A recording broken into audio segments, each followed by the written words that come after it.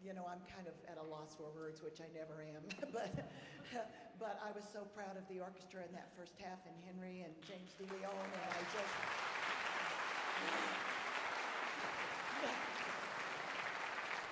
So we'll tell you a little bit about what you're going to hear, and we're going to start with the marimba solos. That's right, ragtime dances. Ragtime dances. Now for something completely different. It is completely different. So ragtime dances, as you probably saw in the program, is inspired by the ragtime dances of the 1910s. What I really think is cool about this is that in each of the 5 movements, they are named after the dance step that would have been used for the music. All right? And then Maria has a little calling card. She's, you know, you won't see it, but she plays with 5 different soloists from the orchestra.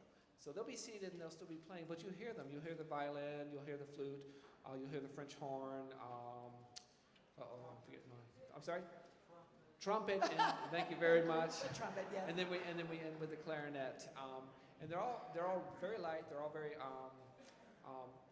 they follow the ragtime music of that era. So it's different. It's not as flexible as what you would have heard here, and it's not going to sound so much like ragtime except the last movement. What I think is really interesting about this piece, twofold, is the story of Irene and Werner Castle and how they rose to this 4 years of fame, and they had a lasting impact on American dance music because they were in Paris, they were stuck there, they needed a job, and they cobbled together this dance routine based upon these not socially acceptable dances that they learned in America, in the beer halls and whatever, and they smoothed them out, and they made them nice, and people in Paris loved them. And their manager said, oh, let's go to the States after a while, and they did this cross-country tour. I mean, they had makeups named after them, hairdos, they were on the cover of Vogue and everything, and then World War I came. And the man, being British, he felt the call to the RAF. He served with distinction, and he died not in combat. He actually died in a training accident, training our own Air Force in Texas. So it was very tragic end to their career. He was Vernon, right? Yes. Vernon Castle. Mm-hmm. Vernon Castle. There is a movie that is fairly accurate. It was actually oversawn by Irene Castle with Fred Astaire and Ginger Rogers. So if you're intrigued by the concept of this couple, go look up the movie about the Castles with Fred Astaire and Ginger Rogers. So the lovely thing about this to me is that Maria Flurry, Henry's wife, is going to be playing the duets, and it's like, as he said, a dance card. She's going to play one dance with one instrument, and then the next dance with another instrument in the orchestra. And they will stay seated, and they won't be in there. They'll stay seated, and they'll be in the orchestra. But you can see them as they do it.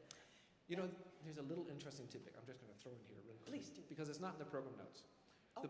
The polka that you will hear sounds nothing like the polka that you and I think of. And I did the research. Apparently there are like dozens of different styles of polka. So the polka in the 1900s was very different than the polka that we think in the German beer halls. So it's very light, it's very happy in a sense, but what defined the polka was apparently the foot jumping up behind them when they did the dance. And I'm not going to demonstrate. Me neither. Do not ask. And okay, so now tell us about the next piece. The last piece. The last piece. Canyon Reflections. This is the newest piece. This was finished 2 days ago. No. Just less than 2 months ago. And it is inspired, it is dedicated to Yavapai College for its 50th anniversary. Let's give a big round of applause to Yavapai College. Our fabulous facility here, right? And the fabulous staff that helps run this. And everyone here is absolutely professional and helpful, and just a joy to be in this hall. Absolutely. And it's inspired by the Grand Canyon's 100th anniversary of the Grand Canyon National Park. Let's give a round of applause for the Grand Canyon.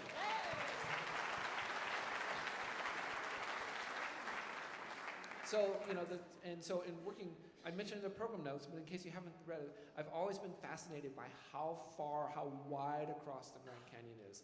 And I imagine the people who are exploring here reaching one side and saying, whoa, how do we get over there? And then I go further back in history and I imagine that, you know, the people who lived here before us, you know, looking from one side to the other, and maybe they have family over there, maybe they're different tribes or not tribes, or maybe they've been separated. And so this piece is sort of an imaginary tale of the reconnection of the people on both sides of the canyon. And it's kind kind of has that drama of the canyon separating them in the canyon and coming together and uniting together in harmony and everything. How many Tabasco bottles on this one? Oh. Did you hear the 5 Tabasco bottles in the last piece?